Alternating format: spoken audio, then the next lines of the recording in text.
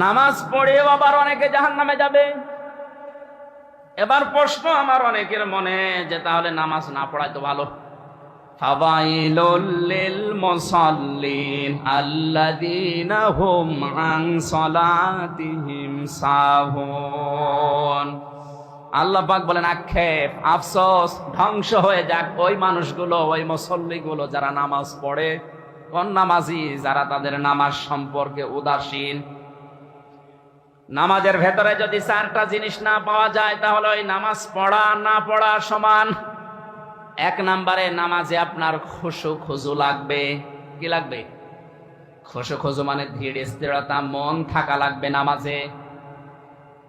সাহাবায়ে কেরামের নামাজ আল্লাহর দরবারে কবুল হওয়ার পেছনে অন্যতম কারণ ছিল তাদের নামাজে ছিল খুশু খুজু। হযরতে তালহা রাদিয়াল্লাহু তাআলা আনহুর জীবনী পড়লাম, তিনি নামাজে দাঁড়িয়েছেন, পাশেই তার বাচ্চাটা খেলা করছিল। পাহাড়ি এলাকা থেকে একটা সাপ এসে বাচ্চাটাকে জড়িয়ে ফেলেছে।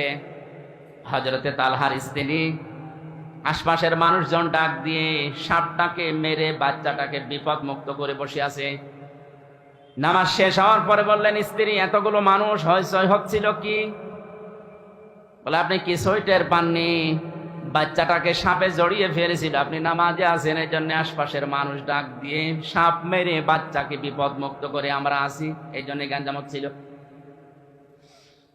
হযরতে তালহা নামাজের ভেতরে দাঁড়িয়ে সাপে বাচ্চা জড়িয়েছে, মানুষজন এসেছে, মুক্ত করেছে, উনি কিছুই টের পাননি। কি তেলাওয়াতে ছিলেন? স্ত্রী ডাক দিয়ে বলে, স্বামী আমার, এতগুলো কাজ আপনার সামনে ঘটে গেল, আপনি কিছুই টের পেলেন না। তালহা রাদিয়াল্লাহু তাআলা আনহু বলেছিলেন, স্ত্রী, নামাজে দাঁড়িয়ে আমার আল্লাহর সাথে আমার কথা হচ্ছিল। নামাজের ভেতরে যদি মন এদিকে ওদিকে চলে যায়, ওই নামাজ আর নামাজ থাকে না। সাহাবায়ে কেরামের খুশু খুজুর নামাজ আর আমাদের নামাজ আকাশ আর পাতাল। এজন্য এখানে যারা এসেছেন আহ্বান জানাচ্ছে, আপনি নামাজ আরম্ভ করেন খুশু খুজু নিয়ে। আর খুশু খুজু আসবে তখন যখন নামাজের তেলাওয়াতকৃত বিষয়গুলো আপনি বুঝবেন।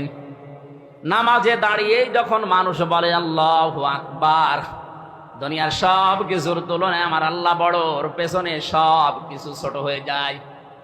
এটা মন থেকে মুখ দিয়ে কোনো মানুষ যদি বলে, আমার মনে হয় নামাজে দাঁড়ালে আমার আল্লাহর দর্শন পাওয়ার কথা। নামাজে দাঁড়িয়ে তুমি এমন ভাবে চিন্তা ভাবনা করো যেন তুমি আল্লাহকে দেখতে পাচ্ছ। যদি দেখতে নাও পাও, এই চিন্তা ভাবনা যেন মনের ভেতরে আসে, মহান আল্লাহ অবশ্যই আমাকে দেখছে। নামাজের 2 নম্বরে তেলাওয়াতকৃত বিষয়গুলো আমাদের বোঝার জন্য সর্বোচ্চ সূরা ফাতিহা বাদ দিয়ে 4টা সূরা অর্থ ব্যাখ্যা বিশ্লেষণ একটু কষ্ট করে আয়ত্ত করে নেবেন। খুব বেশি যদি আপনার মুখস্থ করা সম্ভব না হয়, সূরা বাকারা, সূরা ফাতিহা বাদ দিয়ে আর মাত্র 4টা সূরা হলে আপনার নামাজ হয়ে যাচ্ছে। ছোট ছোট হোক, কিন্তু বিষয়গুলো যদি আপনি নামাজের ভেতরে দাঁড়িয়ে বোঝেন যে কি বললাম। এই জন্য আল্লাহর উপরে ভরসা বিপদে পড়লে আমাদের বাড়ে, আমাদের ভরসাটা আরো বেশি বাড়ানো দরকার।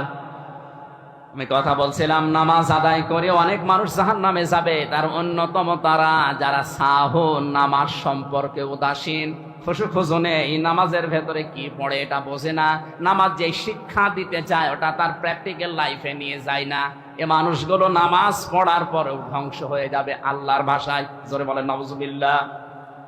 তাহলে প্রথম নাম্বারে যারা বলছে আমরা নামাজ পড়তাম না, নামাজ পড়লে এগুলো আমাদের ছিল না, এই জন্য নামাজ পড়া না পড়া তাদের জন্য যেহেতু সমান, সুতরাং আমরা মুসলিম দাবি করছি। যারা যাই করেন না কেন, অন্তত ফরজ নামাজগুলো আপনি ছাড়বেন না, তাহলে আল্লাহর জিম্মা থেকে, আল্লাহর আয়ত্ত থেকে আপনাকে আল্লাহ বের করে দেবে।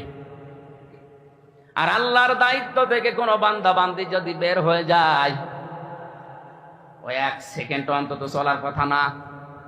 চলতে গিয়ে হঠাৎ পা পিছলিয়ে বা পা বাঁকা হয়ে পড়ে গেলেন, পা ভেঙে গেল, আল্লাহর দায়িত্ব ছাড়া 1 সেকেন্ডও সুস্থ থাকাও সম্ভব না।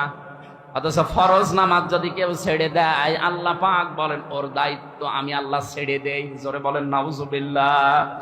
আমি আশা করতে পারি এই মাহফিলের এই ময়দানে মানুষ যারা আছে, অন্তত জীবনে যতদিন আজরাইল না আসে ফরজ নামাজ ছেড়ে দেব।